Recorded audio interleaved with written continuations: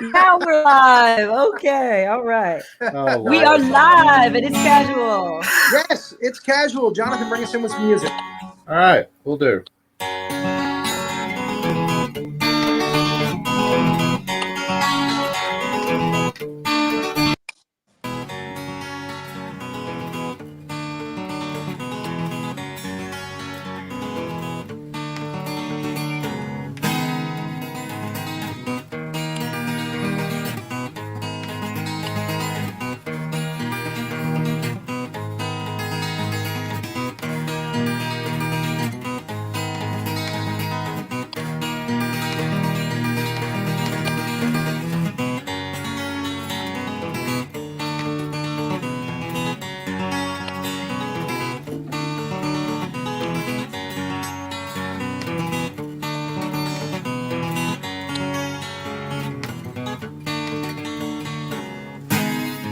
I feel vaguely silly doing this.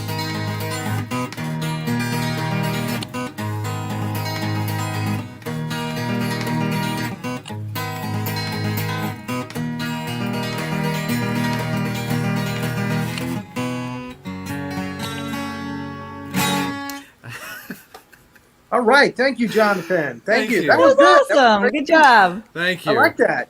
I like Thank that you. piece. I liked it too. And he sounded good tonight. From Yes, Mountain very, very Hideaway.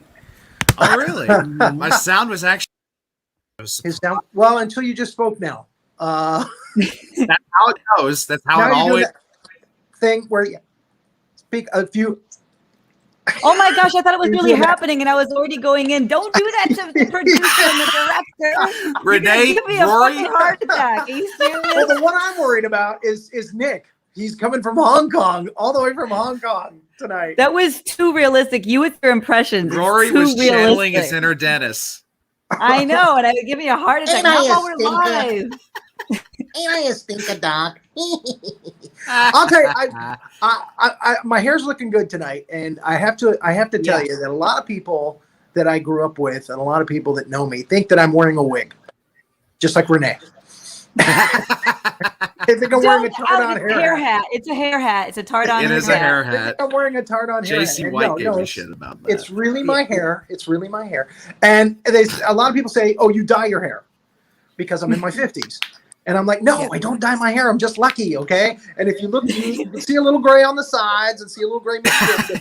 But no, I don't. I've never done. Well, no, I take that back. I dyed it once, black, jet black, because I That was would look good on you. I was doing Roy Orbison on a cruise Oh, Oh, do you have boy. glasses? casino, Sterling Casino Cruise Lines. And I dyed my hair dyed. Big mistake because it starts to grow out, and you got the brown and the black together. And I took my God. driver's license picture with the black hair. So I had to keep that driver's license picture, with this really ugly jet black, raven black hair for like 5 years until I lost it God. conveniently. Yeah, I just lost it with air quotes, right? Yes. Okay, so we got a double dose of comedy tonight. Double Yes. dose It's of gonna be a lot of international fun. comedy. Yeah, and international. We got Nick Milnes, who is a pun master, improvisationalist from Hong Kong. He's not from Hong Kong. He's actually from England, but he's lived in Hong Kong for a long time.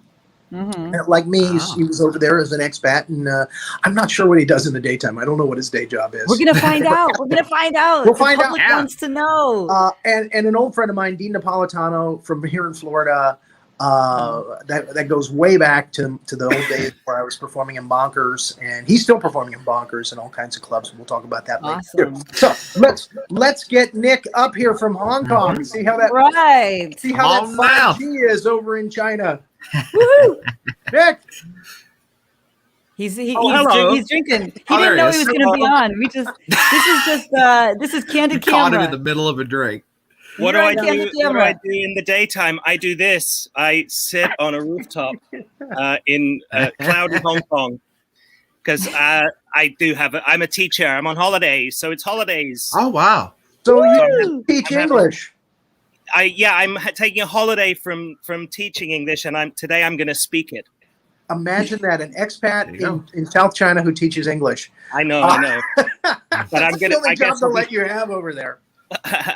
Well, yeah. People ask me how I got my job, and I tell them I teach English in Hong Kong because I got what it takes up here: white skin. Oh true. boy. Having lived there, I can attest to that.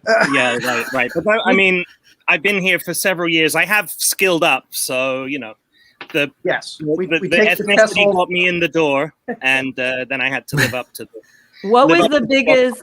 I want to know if you and Rory both can relate. What was the biggest culture shock to being in that part of the world? Like, what did you have to get used to? Well, Yeah. so Rory was north of the border in mainland China. I'm in Hong Kong, which is, of course, China, but used to be a British colony. So when I grew up here, thank you very much, there were no culture shocks because we were running it. It was all done our way. But across the border in Shenzhen, it was all very different. Yes. When I went there first in like the 90s, you had to use separate money as a foreigner.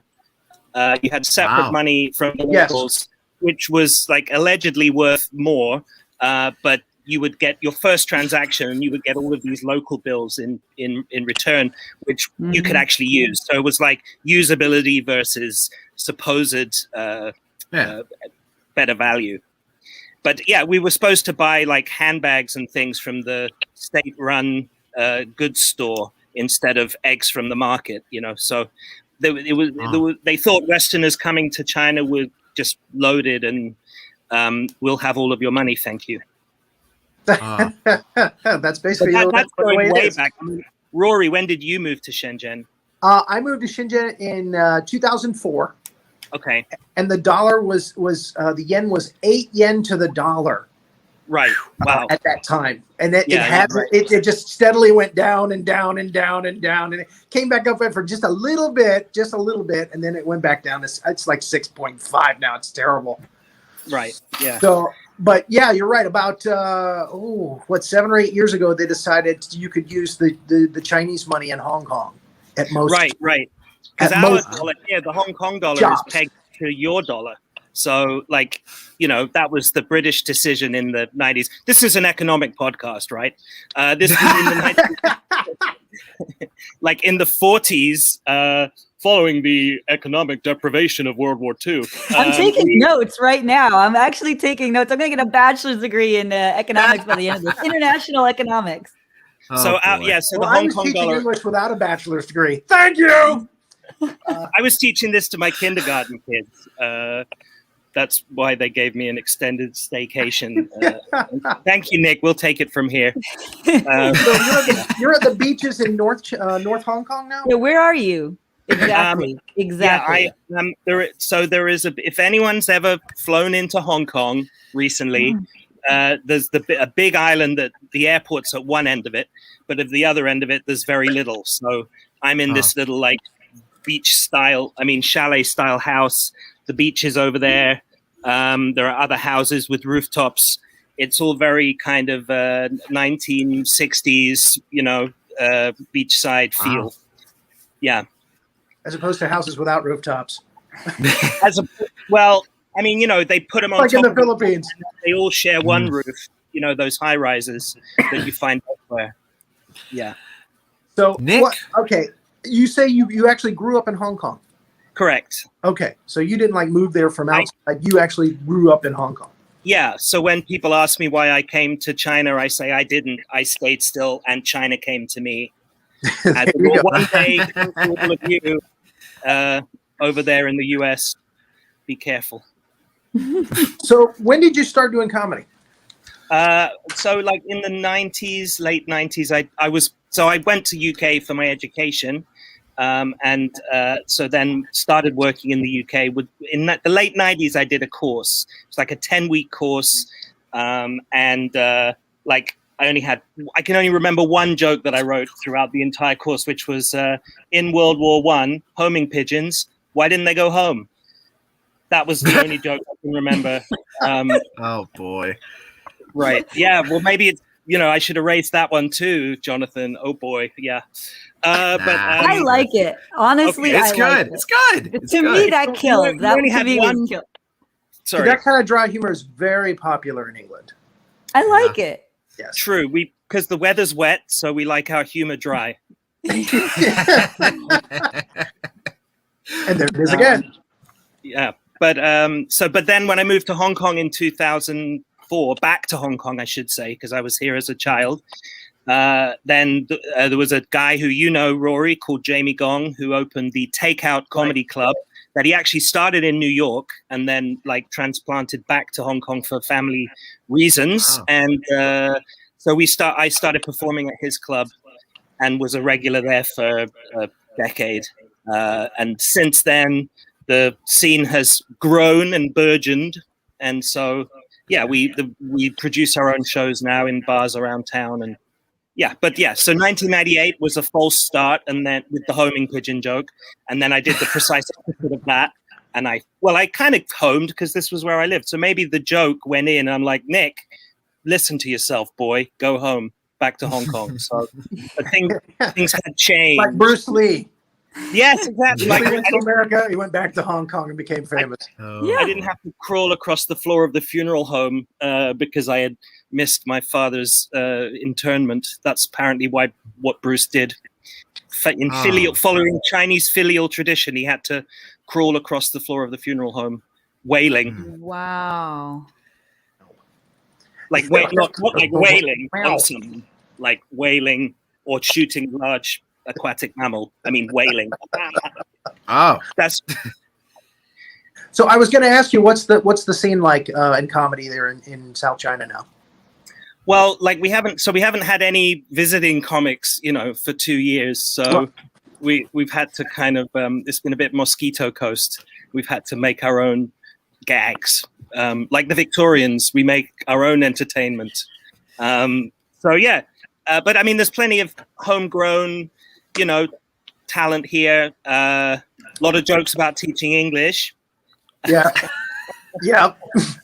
But that means all of us have a good facility with the language. So, but actually, there were a lot of good comics when I left doing comedy. A lot of expats, a lot of Asians that were, doing great comedy. They were doing some really good stuff. That's actually been really noticeable in the decade plus that I've been back. When I started in 2007, back in Hong Kong, it was mainly expats, largely Caucasian, Americans, Brits, and that was the audience too. And what's changed is there's been a lot of like second generation kids born in the US who've come, I guess, back to their ancestral home, really tearing it up. So we have a lot more Asian comics now. And it's that's good, right? And that's brought more local people in as an audience as well. So yeah, it's that's definitely something that's changed, and you've seen it too, right, Rory? And well, that was I think I need to explain that the expat community, the people that are not from China that are doing comedy, that's a whole different thing. We have what's called reverse Chinatowns. They're foreign towns. And these are the places that have clubs, the nightclubs that have comedy nights, and they usually get English-speaking comics to do the shows. And there are comedy clubs in Hong Kong and in China where they have Asian comics doing in Chinese and in Cantonese, but the I won't say Caucasian, but the expat comedy nights seem to be doing well, or they did when I was there. I remember, we had a really good crew of guys. Dwight Wozich comes to mind, Chris Jessup, just a lot of good talent, a lot of fun guys to work with. So there's actually different clubs. It's just you and I. Did we lose Where's him? Renee and where is Nick? Yeah, we lost him. Yeah, I don't know where he went, but Oh He'll come back. I have every confidence that he'll come back. Here he comes. Okay. Here he is. And we were, See, here he How goes. we gonna? There he is. we were just saying how nice that 5G was over there. We missed you. We missed you. You're We're back. having I wanted I'm to back. ask, having like someone like me, I've never been to China. So Rory and Nick, it's like imagining doing stand-up comedy in China. What are the differences? What's unique about it? What did you like about it? What do you miss about it when you don't do it in China? I have so many questions about it. I can't even imagine going to China. And like, isn't humor different? Isn't the culture different? Obviously the language. Help me understand how you work through that. Well, so there's a lot. I mean, there's a lot of different crowds, right? And like every, you play the crowd as it's dealt. But sometimes you do get the impression, okay, I got to really keep it simple here. That does occur. Now I'm getting an echo. I'm sorry, but is that affecting the broadcast, or can I just push on? I don't know where it's coming from. It Is should anyone else? Usually it'll when you first start the broadcast, Mhm. you'll get that little echo for a few seconds, and then it'll kind of normalize. Yeah, we don't Okay. hear it here. If the fans could tell us in the audience if you hear an echo, I don't hear it. So fans, let us know. They will let us know. They will let us know. So just keep talking. This is, of course, something that I'm used to from a show, because often you'll get people of differing English ability. So you'll be talking. You'll also have someone in the front row translating your text or your gags into Chinese. How well one can't be responsible for. Yeah, so you'll often have like simultaneous translation going on in the audience, which is an experience one gets used to. But then you can sort of judge ahead of time, whether you're going to be able to get a bit more, deep or thought-provoking, or which kinds of politics you want to allude to, whether you're going to talk about back home. If it's a room full of Brits at the British Club in Singapore, you can do, I can do stuff about Margaret Thatcher, But you don't want to talk about the Chinese government. Well, no, you never want to talk about the Chinese government, but we can slag off our own figures. That's the other thing. If you make fun of Britain or you make fun of the US, the audience will be like, yep, that pretty much checks out. We, concur with your assessment of your ridiculous leadership. But, like that. Also, though, seriously, on that topic, though, I mean, you can poke fun.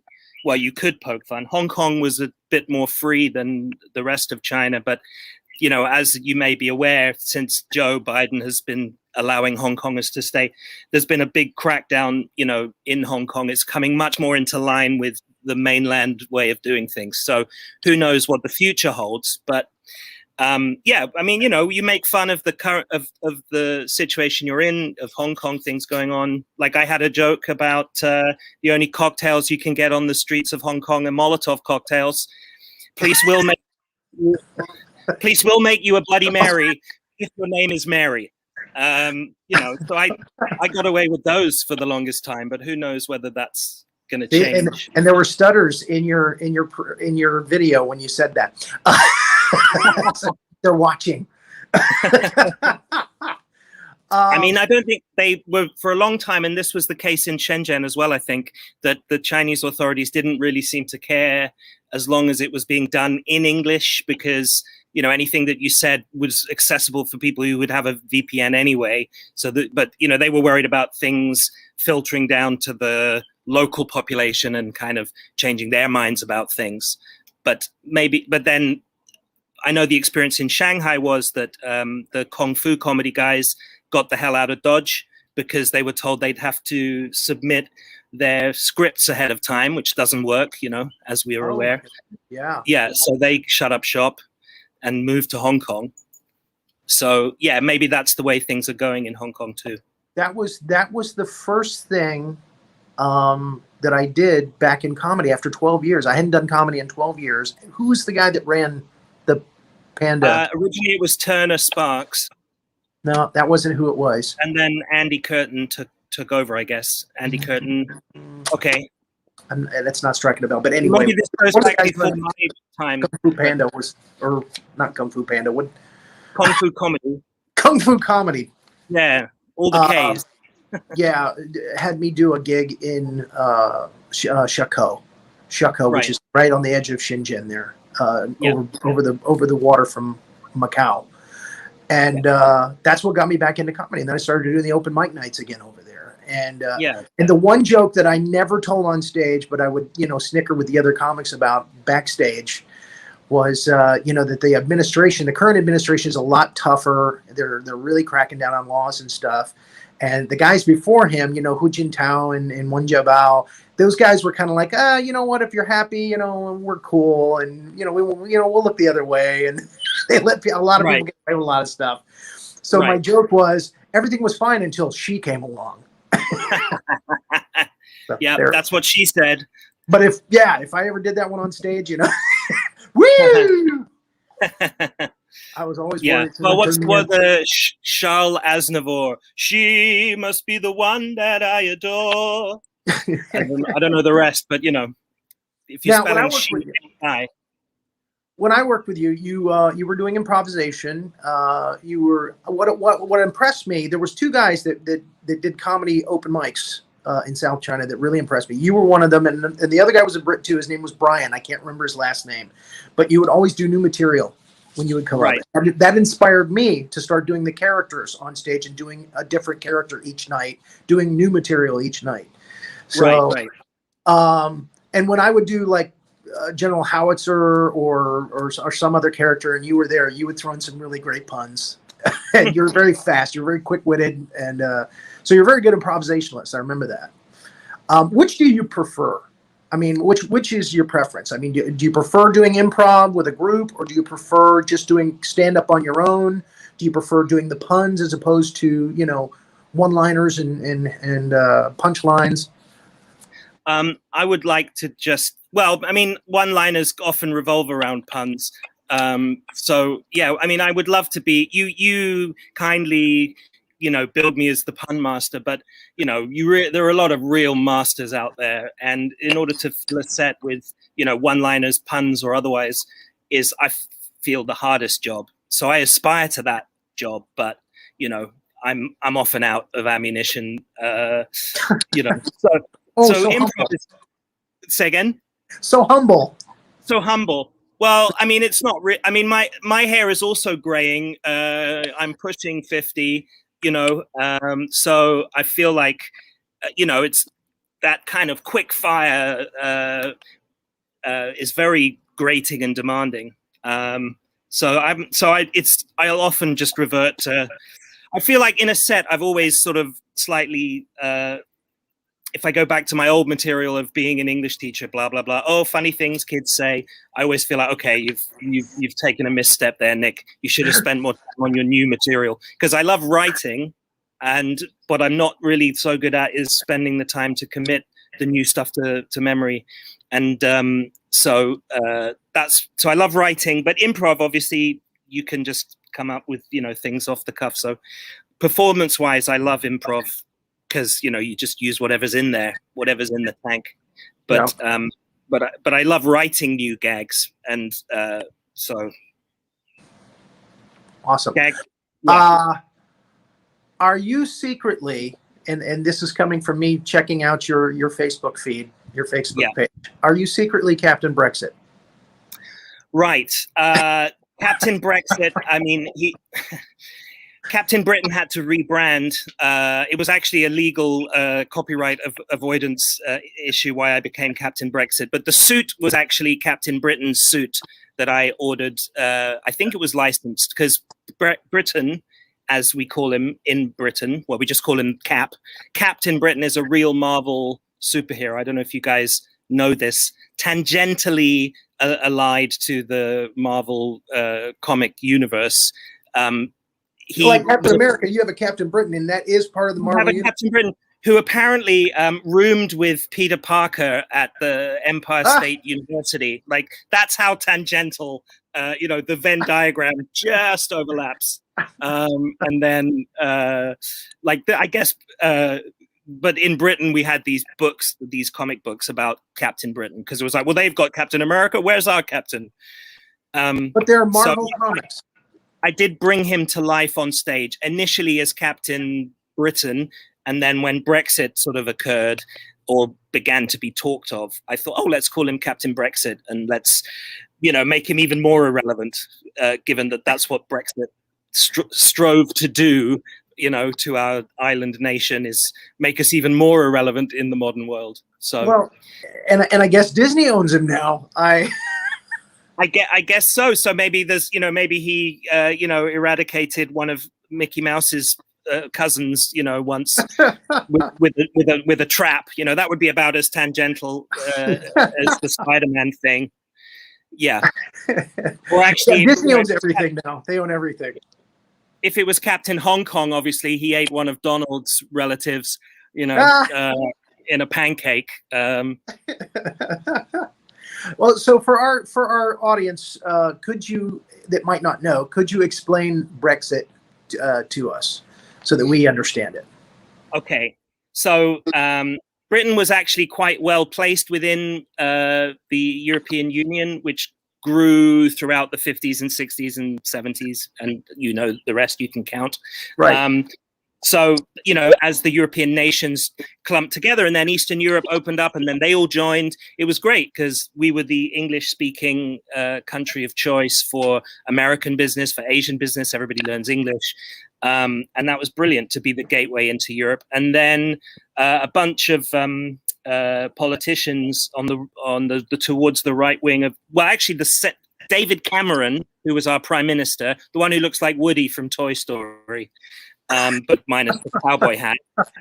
He decided there were people in his party to the right There's of him a snake in my boot. Yeah, true. That they should leave. There's a snake in my cabinet. He thought that they should leave. People in his cabinet to the right of him thought Britain should leave. So he's like, I'll bloody well show you. We'll do a vote and everyone will vote to stay in. But British people mistakenly thought that the question they were being asked is Britain the best country in the world? Rather than should we leave the EU? So they all said yes. We left the EU, and we're now decidedly not the greatest country, even in Europe. We're pretty much the laughingstocks because, as you've said, it was all going to be a wonderful idea to leave, and everything was going to be rosy. You said that in the green room before the show. Right. Was the common sort of understanding. I asked you if it was okay to talk about this. Well, you didn't. How long I got? It's not particularly funny. You got a few minutes.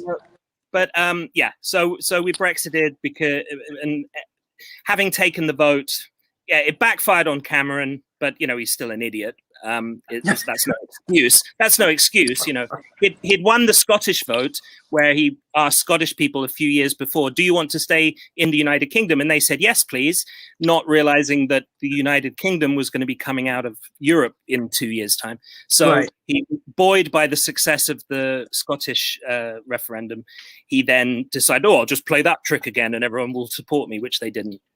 Because British people are living in the past and think that Britannia still somehow rules the waves. So it seemed like a good idea at the time, and now it's like, oh, this is not working out the way we wanted it to. It seemed like a good idea to a lot of people at the time because they were lied to by none other than Boris Johnson about how it would all be fantastic. It's going to be a Titanic success, he said, which as a metaphor in itself is kind of faulty if you think about it. Sounds like somebody else I know. It's going to be great. It's going to be wonderful. You see. Yeah.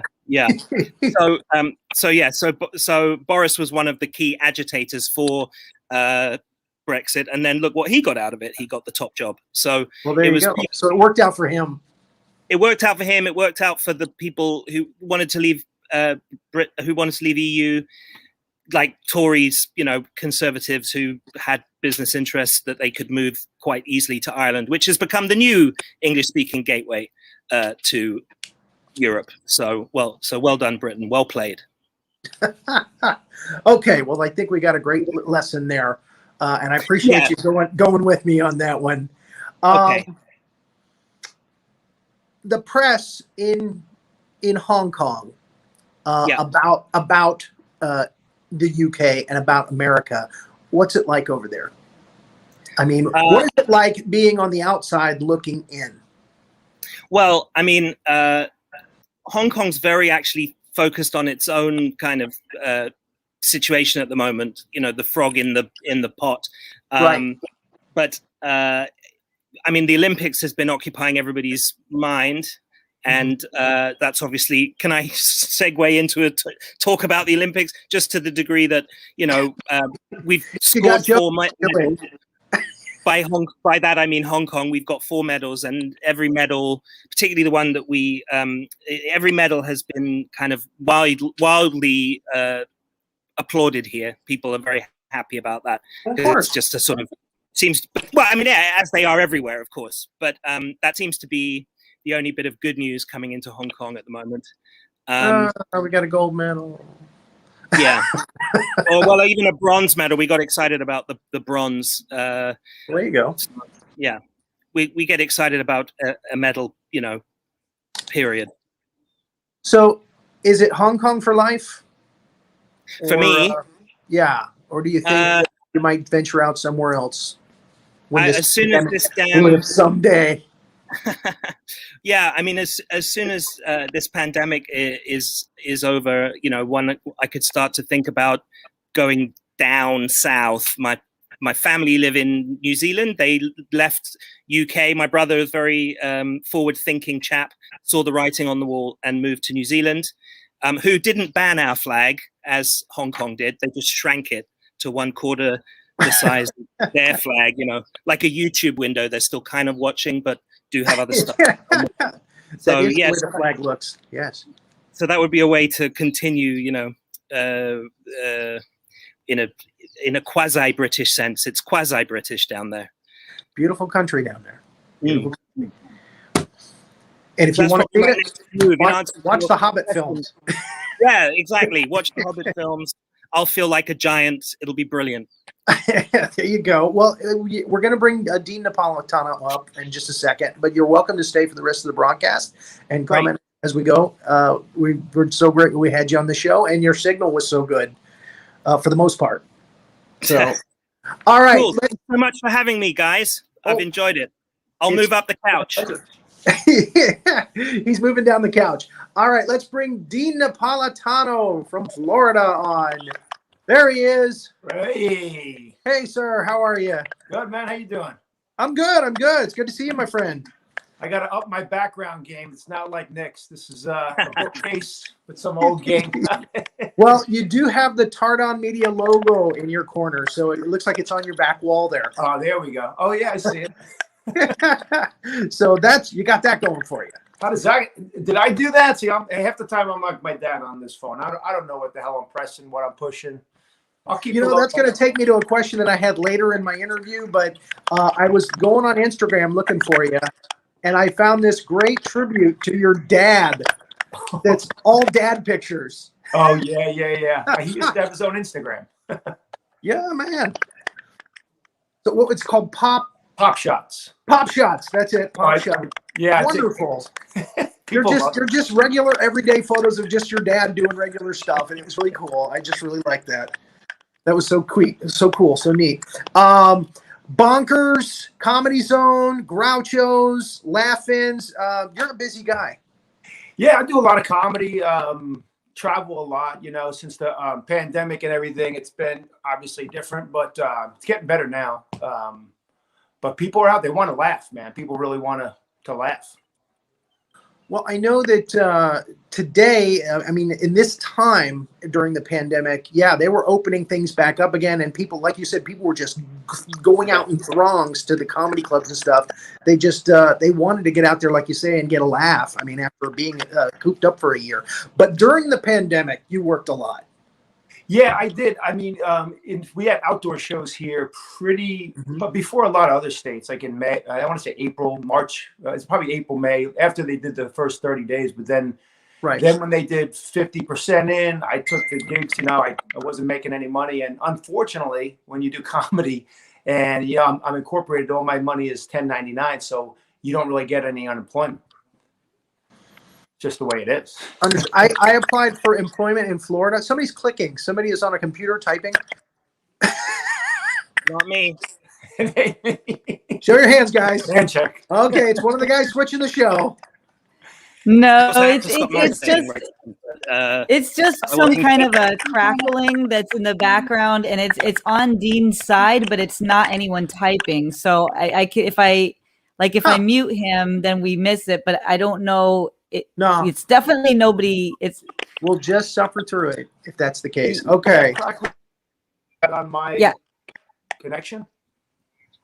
yeah. I don't know, but your connection looks really good. So Yeah. I don't know. Let me try to put Nick and me down. Nick, you and I are going to go in the background for a minute. We'll just see.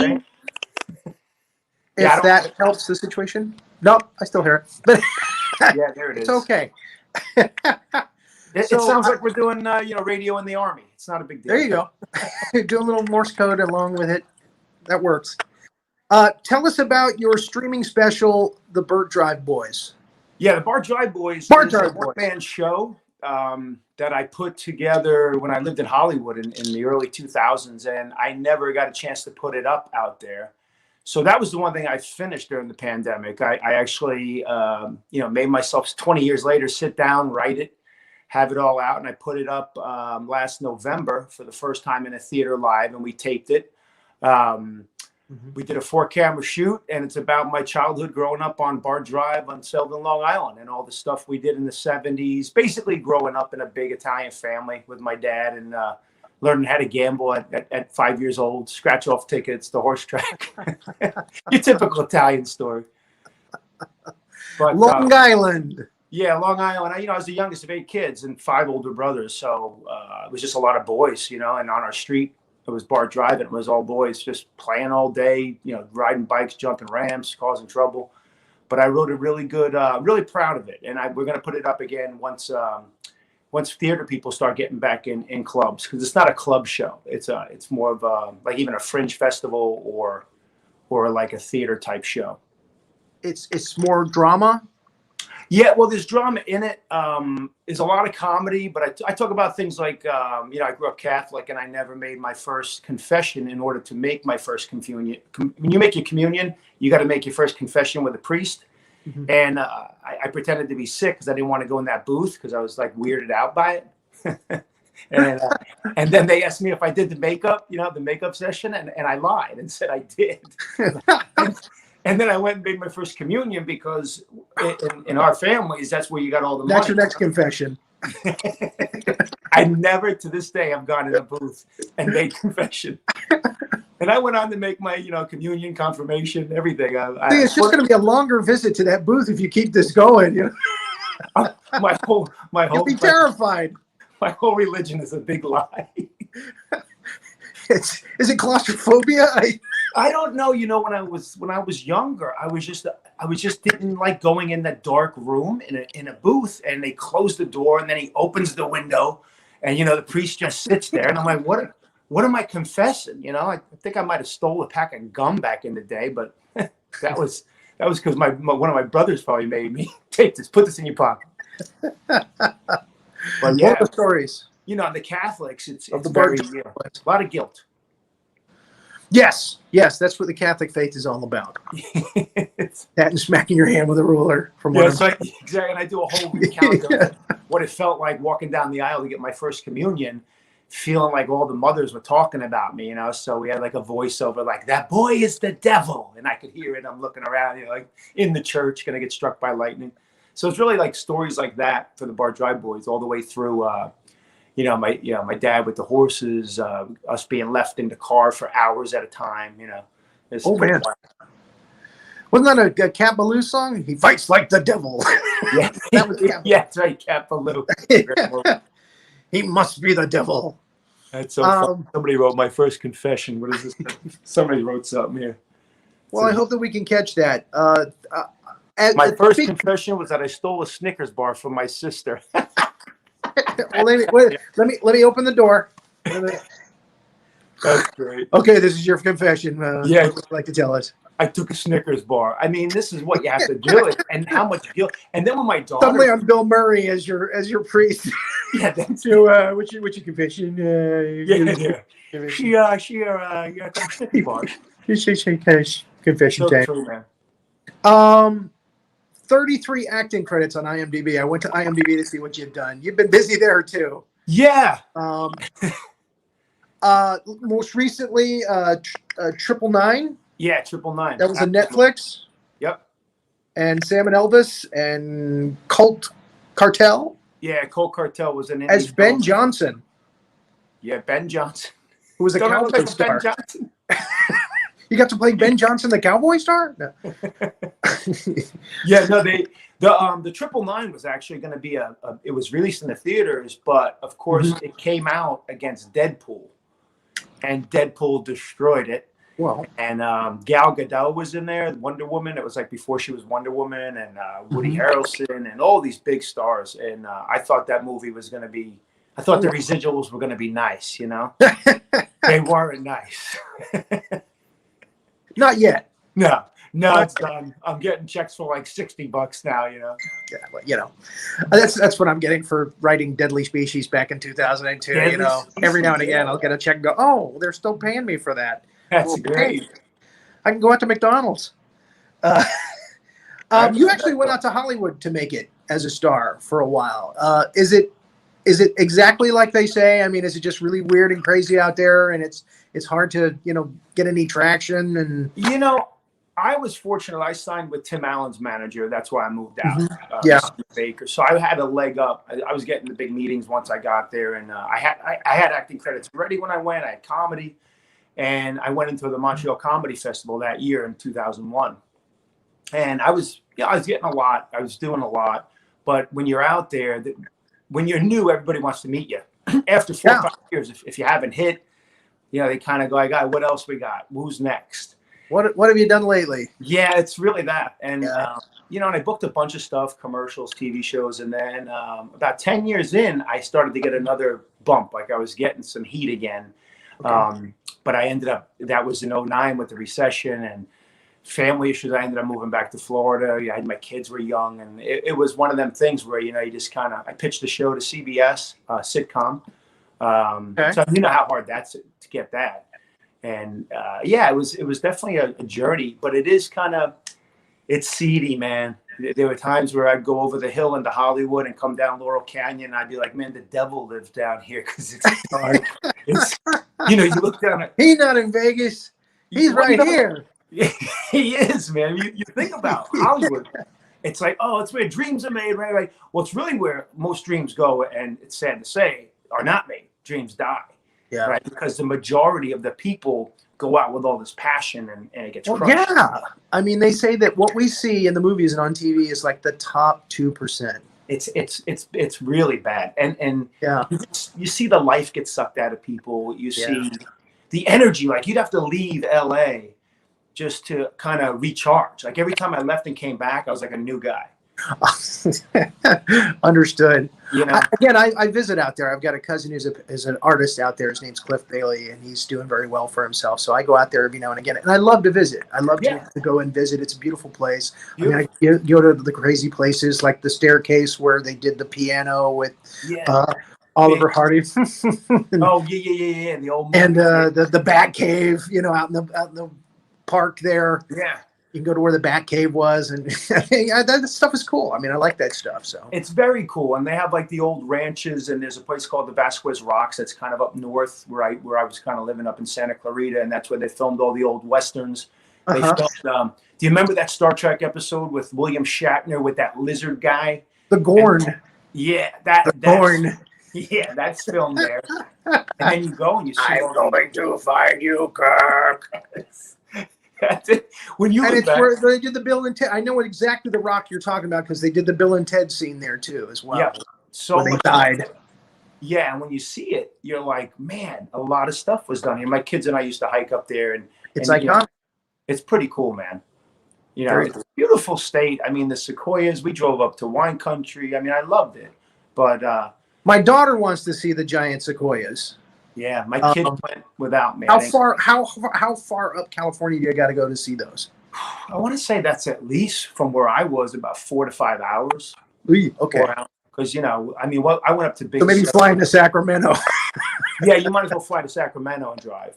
Yeah, she's a big fan of Japanese anime, and her favorite show is a thing called Attack on Titans, which has giants and they eat people, but they have these giant trees. Yeah. In the anime, so she says, "I want to see the giant trees. I want to see the giant sequoias."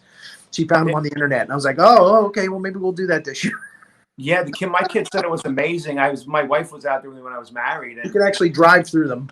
yeah, I mean, they're huge, man. And when you see them, I waited to see it, and then I had a gig in Vegas, and they went without me with her mother. I was pissed, so I haven't seen them. Here's yet. the pictures, Dad.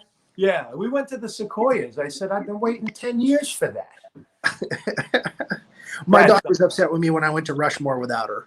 Oh, I've always wanted to see That's that. something else we want to do and together. And I want to do it when it's cold. And when I went and saw it, it was winter and there was snow up to my knees. Oh man, There, yeah. But my jacket was open. I had a sweater on underneath. My jacket was open. It was like, 11 o'clock in the morning, 12 o'clock, midday, and it just felt. I mean, it wasn't cold. really? It just nice.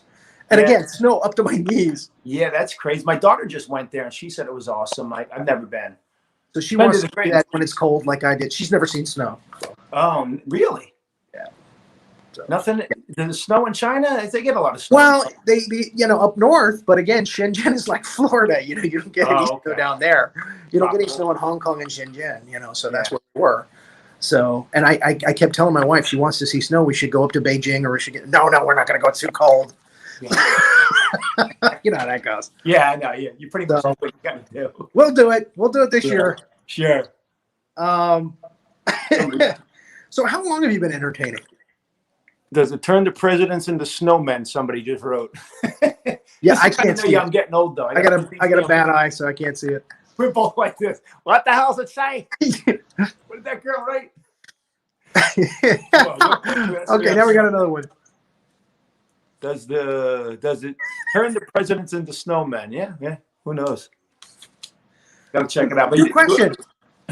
Wish I'd have thought of that one. So how long have you been doing the entertainment? How long have you been doing it? I think about that. I started when I was 20. I started stand-up comedy at 21, acting at 20. So 30, I'm going to be 52. So 31 years, man. And it's I've done. Dad, I got 5 years on you. Please, Yeah. come on. Don't tell me that. It's nice to see when people are in it longer than me, because sometimes I feel like, geez, I've been in it that long. But you set out with goals in the business. I've pretty much done everything I wanted to do except make the big money. I mean, that's, I've done movies, I've done television shows, sitcoms, pilots. I've done, written my own stuff. I put up my own one-man show now. Been on, and you go through your checklist like any career. But, like we all know with stand-up comedy, there's no guarantee of that. There's no retirement. There's, you got to save, you got to do everything right, which is usually not the comic story. Yeah, understood. But, you just try. Like, I've been in the Screen Actors Guild for my daughter's 27, so I got in when she was born. So I've been in that union for a while. Got a tiny pension. I mean, I could live on $350 a month when I retire from acting. Well, it's the same in China. China has no Social Security, Right. so they all know, hey, you better save for your retirement. Yeah. And again, the kids have to take care of the parents. And what was funny was that I taught English there, and I was teaching older people. Sometimes I taught kids, sometimes I taught older people. When I was teaching older, and there's Nick again. He'll vouch for me on this. You tell them that you can put your mom or your dad or your grandpa or your grandma in a nursing home. They were like, "You can do that?"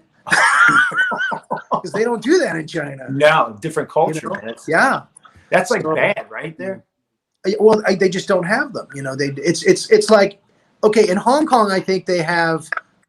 They do have them here. They do have them here. They do have some there, and yeah. it's just like pawn shops. They don't have any pawn shops in China because in the culture, you don't buy anybody else's stuff. Is that right? Period. They will didn't not know. take anything that's been used by another person unless they're poor and somebody has handed it down to them from their family. That's it. Really? But there are no pawn shops in China. They do have them in Hong Kong, I think. Yeah. Wow, that's. Yeah, Hong Kong is like being slowly, China-fied. Well, more and more rapidly now. But yeah, we have all this.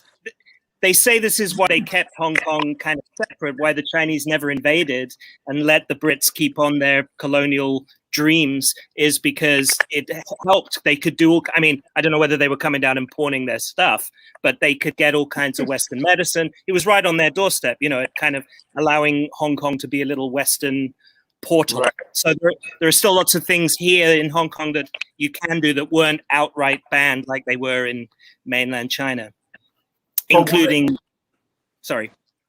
what? Well, until very recently criticizing the government. But that's now also not allowed. Right. You guys They can't do that now either. I would not do that. Here's another crazy example. There is a myth, a story about wearing a green hat. If a man wears a green hat, it means his wife is cheating on him. It's a symbol, sign that he thinks his wife is cheating on him. So they do not sell green hats in China or Hong Kong that I know of. And that one sticks in Hong Kong as well. They won't do it. Yeah, that's and no Chinese man will ever join the Green Berets. And there's no Jet fans because I'm a Jets fan, so that wouldn't work.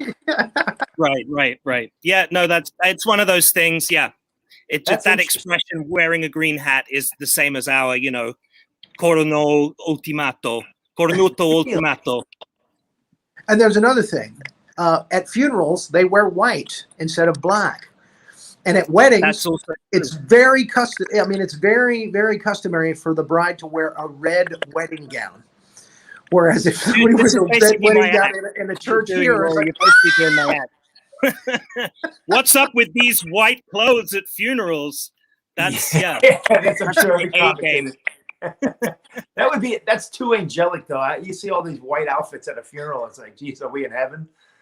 I guess that's it. I mean, they don't understand that we would wear black, at the wedding. So black suit here is, or black here. I said here. Can you believe that? Freudian slip. A black suit in China. There, ninjas. A black suit is like an everyday thing. You got to have your black suit. Well, funerals too, in general. Well, a lot of them they call it all now. It's celebration of life. They made it very positive. But I mean, but you go back up to a funeral in New York or the Northeast, it's a very somber event. I mean, obviously funerals are sad.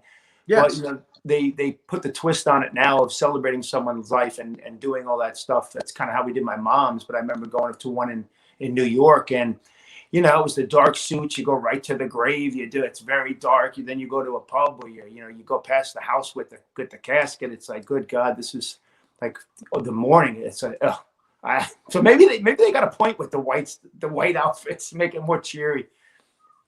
It does look cheery, and they have hats as well sometimes, like paper hats, and a little reedy instrument that goes. And again, they have the woman in white too, which is one of their ghosts. This is like they're terrified, of a woman wearing just a white dress. And then they also at the funeral in some cases. Yeah, what? Woman in white. If you watch the very first episode of the TV show Supernatural, they talk about the woman in white. Oh man. The next funeral I go to, I'm wearing a white suit and a green hat. Unless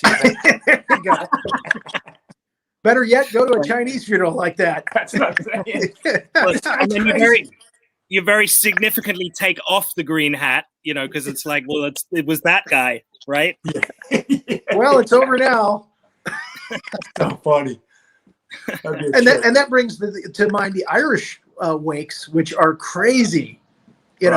Drinking and drinking on the casket. I might be misinformed, but that's what I was told. Man, it's just a raucous affair. There's always a flash. Someone's always got the whiskey out by the cars. You have a couple takes. You take a couple hits back, and you go in there, and you're like, oh God, this is going to be a long one. Let's toast to him. Yeah, let's toast to the boy. Roll out. He would have loved this. It's definitely, I don't know. Just the celebration of life. I've been to a couple of those. It's kind of a positive thing, It's talking about someone's life, but I don't know. They always talk you up at your funeral, right? You're supposed to talk someone up at your funeral. So, like, how do you know if you really were a nice guy? Like, how much more effusive? I guess you read between the lines, assuming you're party to the speech at all. But yeah, we've all been to those, whoever they are, where you're like, this guy was a complete asshole. Why is everyone right? But nobody's gonna say it. Oh, It's like man. Inspector Dreyfus in the Clouseau movies when he thought Clouseau was dead. You know, he was laughing at his hand. He was a marksman. Crack shot. Those were great. Oh, he was man. giving the eulogy, right? Yeah. Yes. Yeah, Yeah, and he was loving every minute of it. Yeah. those are A classic. policeman. They thought he was crying. It was great. Julio We're Morales supposed to be asked, laughing, and we're talking about funerals. All right, well, you say, I don't know about you guys, but every funeral I've been to has been so sad. And then at one point, me and my brothers, we just laugh about something. And it takes that off, It takes Yeah. that heaviness. Yep. Yeah. I think everybody's experienced that. And then you get the one person, they whip their head around, like look at you like you just stabbed someone. You're like, hey, just relax. All right, I'm hurting too, Nana. Okay, that's how I deal with it. Anna. So what I lost my train of thought here. Besides the phenomenal money. Besides what? Besides the phenomenal money in comedy, what is your big takeaway? And I'm going to ask this of both of you. What is your big takeaway? With comedy? Yeah. I think in entertainment, what I love, and the reason I still love it after 30 years is I love making a room full of people laugh. I'm not a political comic or a religious comic. I do a lot of stuff about family, growing up, commonality. Mhm. And when you see a room full of people from every, race, religion, or gay, straight, whatever, and they're all laughing at the same stuff. And then someone comes up to you and at the end of the show, and they're like, hey, I just had someone pass away. I haven't laughed in a year. And, just seeing, that's my takeaway, is that we all want to laugh, and we all just take stuff too serious today. I just remember when we were kids, it just seemed like people were happier with less things. We have so much abundance now, and we forget to just get together and laugh at shit. That's what I think. And Well, like you say, because of the pandemic, people want to laugh more than ever now. Yeah. But from what you just said, your takeaway is that you feel like you've done a good job. You've done I something do. nice for that audience, something good for that. I feel like when you get people laughing, and if you touch them on a subject or whatever, and you're healing them, you're healing yourself at the same time. Like comedy got me through my mom being sick, and my, dealing with other stuff. Yep. And for me too, it's therapy, and laughter, it's proven laughter heals you, and you live a longer life and a happier life. I mean, of course, there's a bunch of comics offering themselves from time to time, but I just endorse what Dean said. What he said. What he said. Yeah. Ditto. Yeah. I don't think it you do does it. feel great to make a whole room laugh, to get a whole room behind what you're doing. Whereas it's terrible when you get a crowd that's just not with you, or maybe you're off for some reason, and your timing or something is off, and you don't feel like you connected with them. But and I think I told you the story, Dean, about the one night when Tom Rhodes came into Bonkers in Orlando. Oh boy. Yeah. And there was a big biker crowd there. No. And he was, Tom Rhodes is one of the coolest comics out there. But for some reason that night, he was coming across like he was kind of like Pauly Shore. And it just wasn't Tom Rhodes. It wasn't what I remember him to be. And the crowd, they were just like, fag! They just weren't into it at all. And he was doing a guest set, and he went a little long, and he just never connected with him. Again, we've all had those nights at least once in our life, and it's not a good feeling, but it happens sometimes. You just don't connect with a crowd. It's the but it feels great, like you say. It just feels like you're over the moon when you do connect, and they're all laughing with your stuff. Yeah, agreed. I agree with that 100%. I think when you have it, and you have those nights where everything you say is just you're on, and you're just connecting, and it's an energy that you can't explain to people. I mean, I've never done hard drugs. I've drank in my life. I never really was a drug guy. A lot of comics back in the day would do drugs and get high and stuff. But that's how I attested to that feeling of comedy. It's like a high. It's a roller coaster of emotion. It's like Yahtzee. But I think he doesn't I have saw that the one. Yahtzee on the back of your shelf. Oh, he does have that one. All of my answers. I got Operation. Check this out. I don't know how this Operation Yahtzee Sequence, and over here Cards Against Humanity. So I include everything. Oh, I love Cards You Against got it Humanity. covered. That's You got it covered. I So think where are when you going to be in the you near know, future? This week I'm doing a show in Port St. Lucie, and then I'm all over Florida pretty much for the rest of the month. I'm going to be hopefully This weekend you're in Port St. Lucie. Is that Groucho's? it's one of his. Yeah, he's got like a bunch of different rooms again. Larry Silver at Groucho's is he's starting to get a lot of like Very good. one-nighters, you know. So it's nice. You pick up all these one-nighters, and then you piece together your 3 or 4 day weeks. But a lot of the clubs outside of Florida are just doing Friday, Saturday, and they use local guys, because everybody's opening up fully or trying to. We'll see what happens. Hopefully it stays open. And Nick, our audience is international, so where will you be playing soon? I will be playing in Peel Fresco Lounge on Peel Street in our Soho. Don't get confused with London Soho or New York Soho. There's a Soho in Hong Kong. And I remember the movie The Hunchback of Soho. Old classic. Hey, somebody just wrote, and there's an empty bottle of Jack Daniels on the back of the shelf. I got it at the Jack Daniels. It's so telling, my friend. So telling. Look at this. This was like a special barrel for my brother that passed away. So I kept I kept your name on it and stuff. Yeah. Well, thank you guys for coming on. I appreciate it. We have tomorrow night on Kimono My House, the BLT. On Thursday night, we have One Hit Wonderful. Jonathan, who's going to be on that show?